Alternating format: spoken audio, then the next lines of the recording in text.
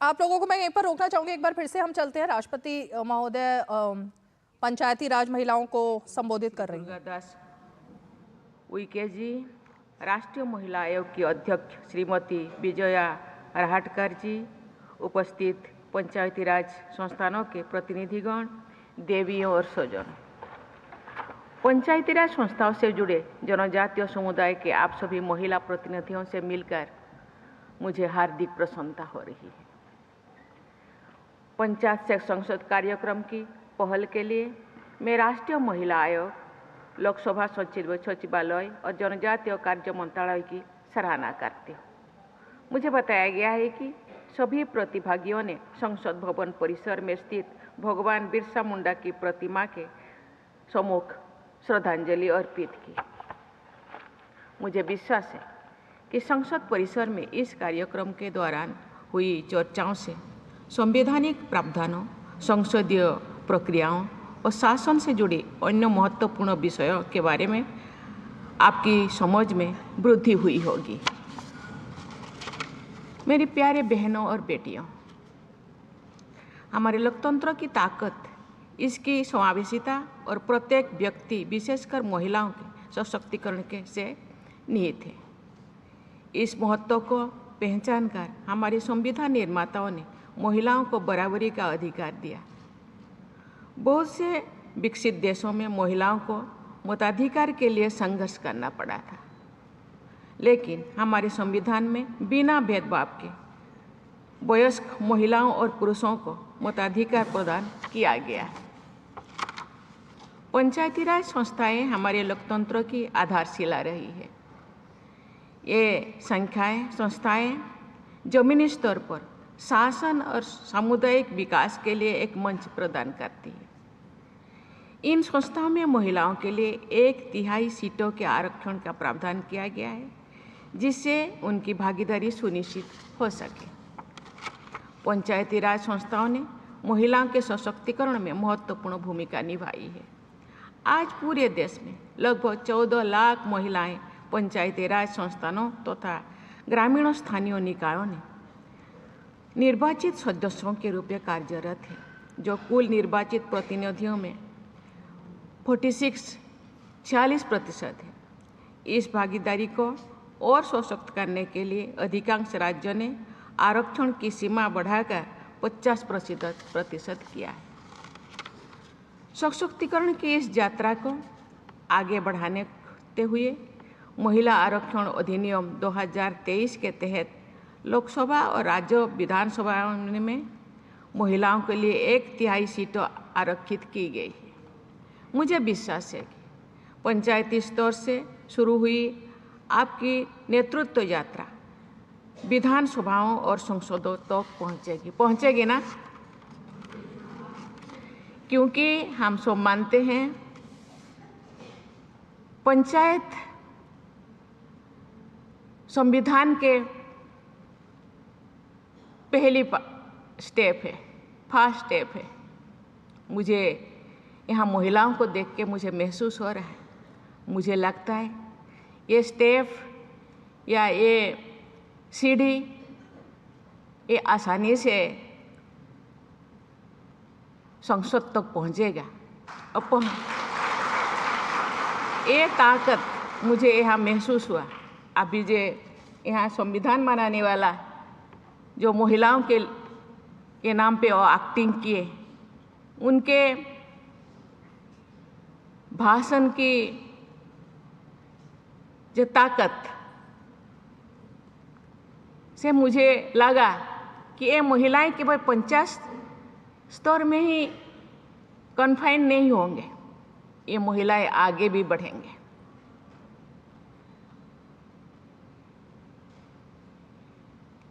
लेकिन खाली सपने देखने से नहीं होता, इसके लिए काम भी करना होगा। कुछ ही दिन पहले मेरे हाथों पंचायत राज विभाग ने बहुत सारे पंचायत को कुछ अवार्ड देने का आयोजन किए थे, मुझे भी बुलाए थे। मेरे हाथों उनको सम्मानित किया गया। वहाँ भी बहुत सारी महिलाएं थे। मुझे लगता है आप में से कोई कोई होंगे उनमें से भी। और ये काम करना होगा, काम करके दिखाना होगा। आप जानते हैं मैं आज यहाँ तक पहुँची हूँ, मैं भी एक वार्ड मेंबर थी, आप तो मुखिया हैं। मुखिया मीन्स पंचायत के मुखिया।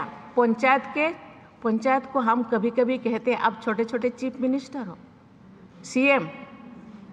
सीएम के पास हर विभाग का दायित्व रहता है, चाहे एग्रीकल्चर हो, एजुकेशन हो, हेल्थ हो, हैं ये महिला विभाग हो, इरिगेशन हो, सभी डिपार्टमेंट जो विभाग सरकार के पास है, सभी विभाग आपके पास है। सभी विभाग को आगे बढ़ाना, काम करना, पंचायत को सशक्त करना। जो पंचायत सशक्त होगा तो जिला सशक्त होगा, जिला सशक्त होगा तो फिर राज्य सशक्त होगा, जब राज्य सशक्त होगा तो फिर देश सशक्त होगा। इसीलिए पंचायत पहला स्टेप, आपका बेस जो फाउंडेशन जब ठीक ठाक नहीं होगा फिर देश कैसे ठीक ठाक होगा। इसीलिए आप फाउंडेशन हो, फाउंडेशन के मुखिया हो। इसीलिए आपसे बहुत उम्मीद है, आप जरूर संसद तक पहुंचेंगे। और इसी स्वप्न ले करके आज 2 दिन से आप काल से आए हैं, शायद बहुत सारे चर्चाएं हुआ होगा। और मैं यहाँ थोड़ा 2 शब्द बोलने के बाद आपके पास जाऊंगी, 2-4 लोगों से मैं बातें भी करूंगी। मैं तो मुझे इच्छा है कि सबके साथ मैं बातें करूं आपके साथ। आपका एक्सपीरियंस, क्या एक्सपीरियंस है, मैं भी थोड़ा सीखूं, कि बहुत सारी चीज़ें आप लोगों से सीखने को मिलता है। लेकिन मैं ज़्यादा समय शायद नहीं दे पाऊंगी।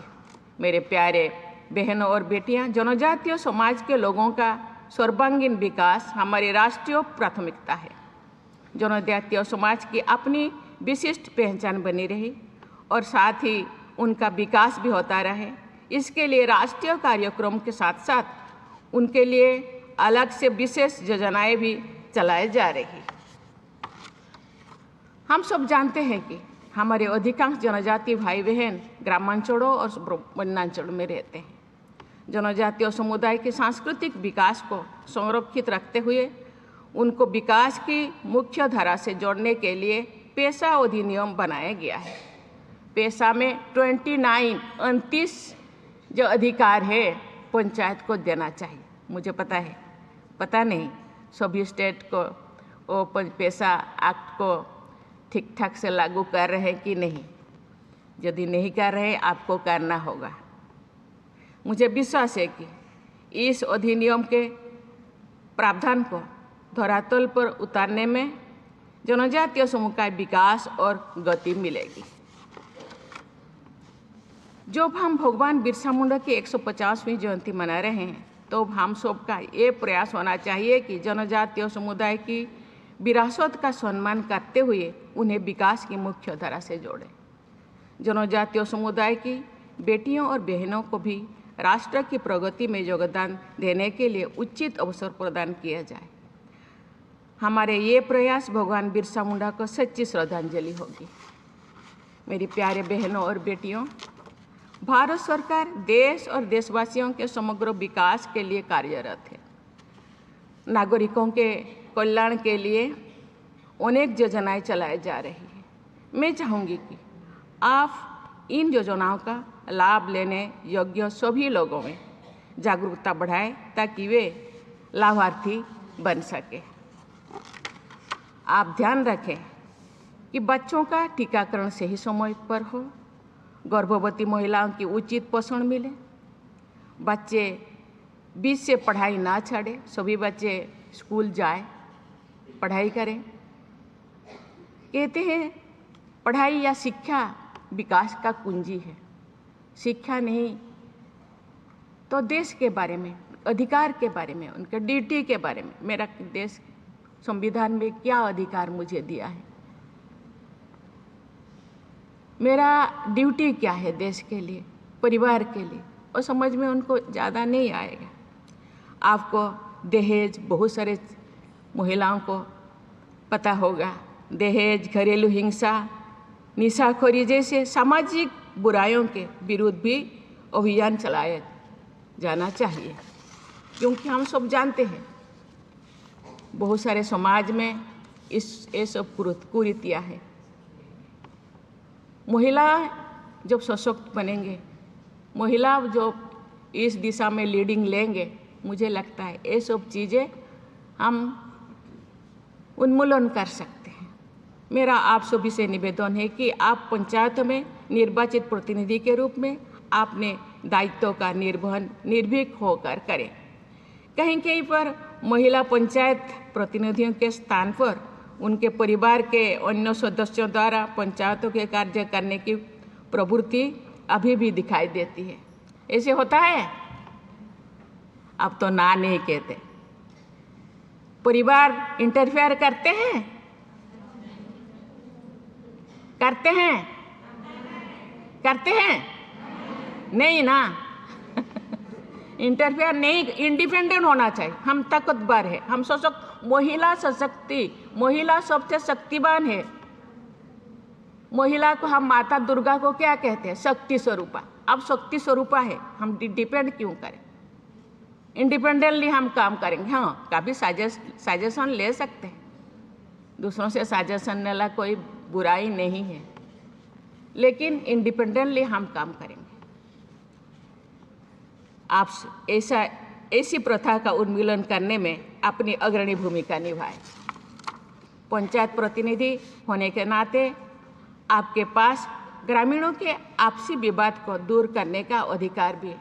कभी कभी गांव में बहुत सारे विवाद होता है और थाना, पुलिस, कोर्ट कचहरी जाते हैं। कोर्ट कचहरी, थाना, पुलिस होने से बहुत सारे समय बर्बाद होता है, रुपया पैसा, मेंटली परेशान होते हैं और लोग पूरा बर्बाद हो जाते हैं। इसीलिए आप इस अधिकार का उचित प्रयोग करें और ग्रामीणों के बीच के विवादों को पंचायत स्तर पर ही सुलझाने का प्रयास करें।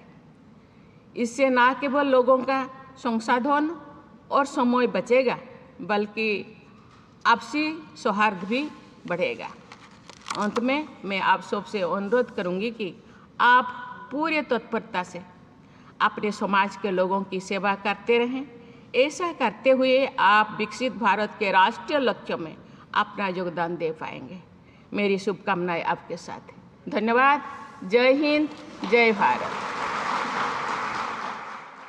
तो राष्ट्रपति द्रौपदी मुर्मू ने पंचायती राज निकायों से आई अनुसूचित जनजातियों की 500 से ज्यादा महिला जनप्रतिनिधि पंचायत से पार्लियामेंट 2.0 के अंतर्गत राष्ट्रपति भवन में ये जो मुलाकात और संवाद आप देख रहे थे वो किया। राष्ट्रपति ने महिला जनप्रतिनिधियों को संबोधित करते हुए कहा कि हमारे लोकतंत्र की ताकत महिलाओं को सशक्त बनाना है।